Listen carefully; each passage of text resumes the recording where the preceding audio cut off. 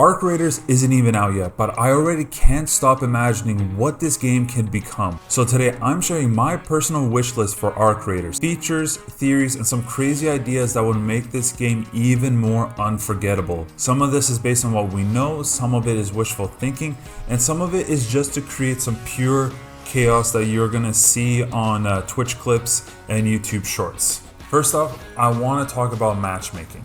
This game has been confirmed to not have any wipes, which I have mixed feelings on, because on one hand, if I have really good gear but I can't play the game for a long period of time because life gets in the way, I want to be able to use that gear. But at the same time, if I don't have great gear because I haven't been able to play that much and something happens and I get into a lobby and everyone's just kitted out, it's not going to be an enjoyable experience. So I want them to take a similar system from Dark and Darker, where if you have the most basic gear, you're gonna have a low gear score, but as soon as you equip anything, you get into a higher tier, then you play with a bunch of people who have some sort of kit.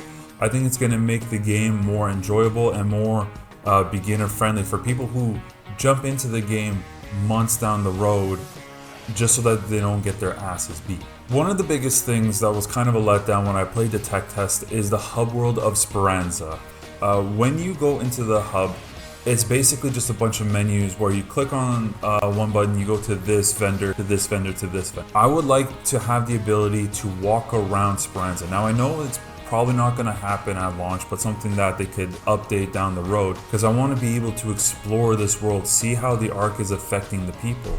But not only that, I want to be able to walk around and possibly find new raiders to play with, so that, let's say if my friends can't hop online, I could just walk around, be like, hey, I'm looking for a raider, and then we discuss what we're looking for and everything like that before you hop into a match. But also, I thought of this and I think it would be a cool idea. In Sparanza, you get your own apartment, and it's been revealed that you could do some sort of customization.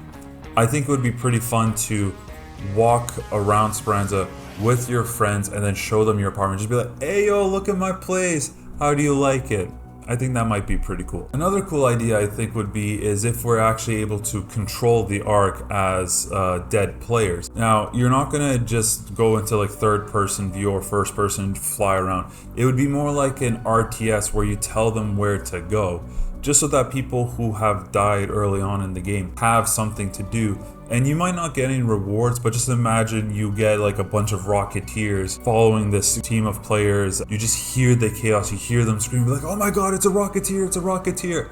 I think that would be pretty fun. Now, to make it balanced, unless the Ark have visuals of the raiders or the raiders are in view, you actually can't see them. So when you go around the map, you can't just be like, oh, go here, there's where a player is. I would also like to have some PvE events. If you guys don't know, this game was originally supposed to be a game similar to Destiny, but I feel like Embark Studios has been kind of on a anti-Bungie crusade, because when this game was originally developed, this was supposed to be like a competition to Destiny, but when it was revealed that they were working on Marathon, which was an extraction shooter, they changed this game to an extraction shooter. Now, they did say that was because the game was wasn't that much fun to play, but I kind of want to imagine that there's like some sort of petty rivalry between Embark and Bungie, and this is them getting a jab at them. But with it being originally developed as a PvE focused game, they probably have some amazing arcs that we can fight that they can't implement in the base game now because it's PvP, PvE.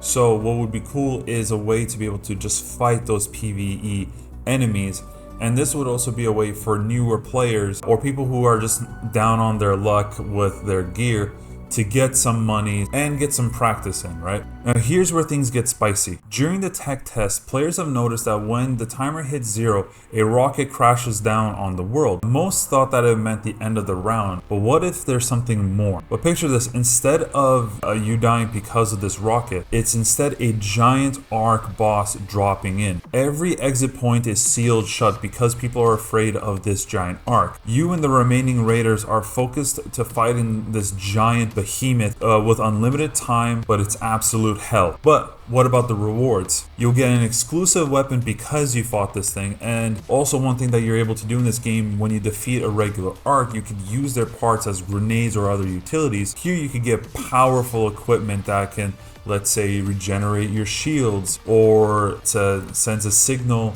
to attract other arcs to focus on your enemies, or hell, maybe something very basic but a legendary outfit would be amazing. Loot so rare that you never want to bring it out into a raid. That's the kind of endgame that I want. I also want to have better character customization. In the tech test, there was some pretty lackluster character creation. Now I know that when you're playing this game, you're going to have like a helmet on or some face coverings, and you're not really going to be able to see that. But some of the stuff that you were able to make were pretty horrendous, and not by accident. I didn't really feel like they put too much effort into that. So I'm hoping that when the game releases, there is some better character creation. But speaking of customization, I want to talk about one of the most important things in the game to me. The ability to customize my cock. When the game releases, if you pre-order the deluxe edition, you're able to put a cowboy on a rooster called Scrappy, who's able to go to the surface to grab loot for you so that you can craft certain gears, just so that you get something after every single raid. What would be cool is if you're able to do some crazy customization to Scrappy, or you could even change the animal of Scrappy. So picture this. You don't have a rooster, but instead you have a raccoon, or a monkey, or hell, maybe some sort of special animal that only exists in this world. That would be pretty cool customization.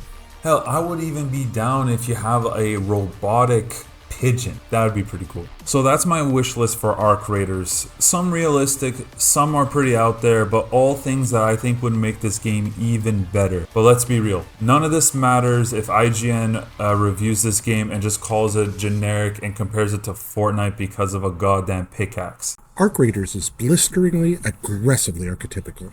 The extractionist extraction shooter that ever extracted. It's one of the least surprising games I've ever played. Holding so much in common with its inspirations, they're almost comically indistinguishable.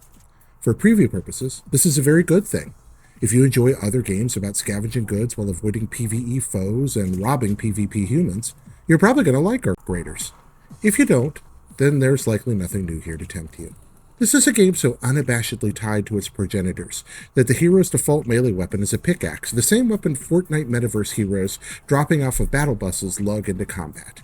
That's a cute enough homage, but it's only the tip of the iceberg for the ways Arc Raiders will be instantly comprehensible for those who play Battle Royale, tree-punching survival games, or Extraction. And honestly, they're probably going to say this is a bad game because it's not Marathon. And if they do that, IGN's going to be more of a laughing stock than when they were laughed at for too much water in their Pokemon review. But what do you guys think? What would be your guys' wish list for Arc Raiders when the game comes out?